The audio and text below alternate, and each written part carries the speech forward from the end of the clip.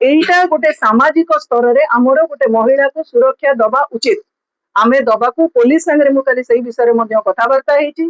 सेमाने कोन करिसंती जणे महिला को न रखिकरी पेट्रोलिंग बारंबार करिसंती तेणु पेट्रोलिंग करिवार 10-15 मिनिट भितर एभली अघटन घटी किंतु आगामी दिन में जेमिति एभली घटना आउ न हबो आपको आमे समस्त गुरुत्वर सहित नबा आम समस्त दायित्व एटा आज्ञा जड़े शिशु आज अनाथ होती गोटे महिला निर्मम हत्या होती एथिपाई आज्ञा सरकारी स्तर में किए दायी है नहेला आ मुख्यमंत्री कार्यालय संपूर्ण भाव में जोगाजोग अच्छी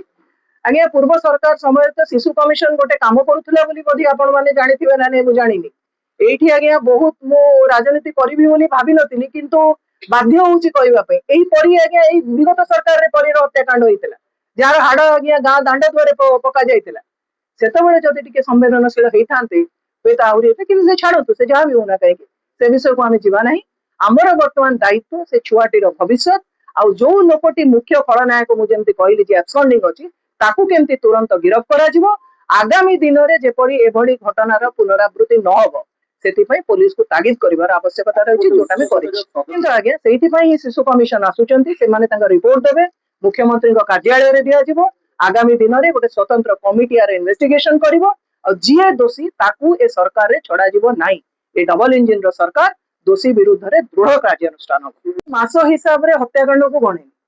मो पई अपराध अपराध से एप्रिल मासरे हो मे मासरे हो फेब्रुआरी मासरे हो मार्च मासरे हो जो अपराध एटी घटुची से जेतिकी हत्याकांड गणेले मु आगे कंपटीशन को भी जाऊनी तम बेले केते हेतिला आम बेले केते होची मु से हिसाब को भी जाऊनी से हिसाब देले बोधे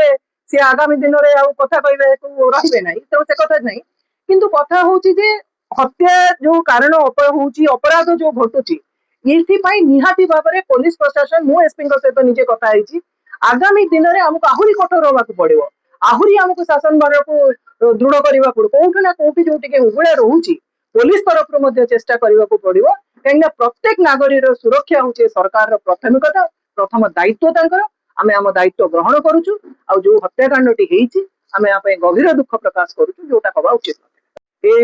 भाया जड़े एते संवेदनशील कथा को दुर्भाग्यपूर्ण कथा को नहीं राजनीति करा न जाओ मोर हाथ जोड़ी समस्त अनुरोध आम समस्त दायित्व सामाजिक व्यवस्था से छुआटीर भविष्य आम चिंता करवा आउ मु पुलिस अधिकारी को भेटी आईआईसी को जाकि कथा सांगे आ बारंबार कही जो मान तो इमिडिएट अरेस्ट कराई मुख्य खलनायक जी जहाँ जो ये घटना घटी जी एब्सकॉन्डिंग अच्छी आज ताकू तुरंत गिरफ करा जाऊ बोली मु निर्देश आईआईसी को देइछि तेणु सी विषय अवगत ना नहीं मुझे जानी सबू राजनैतिक स्थिति विषय अवगत होगी जदि सांबादिक सम्मेलन रखि था हुए तो भल होता।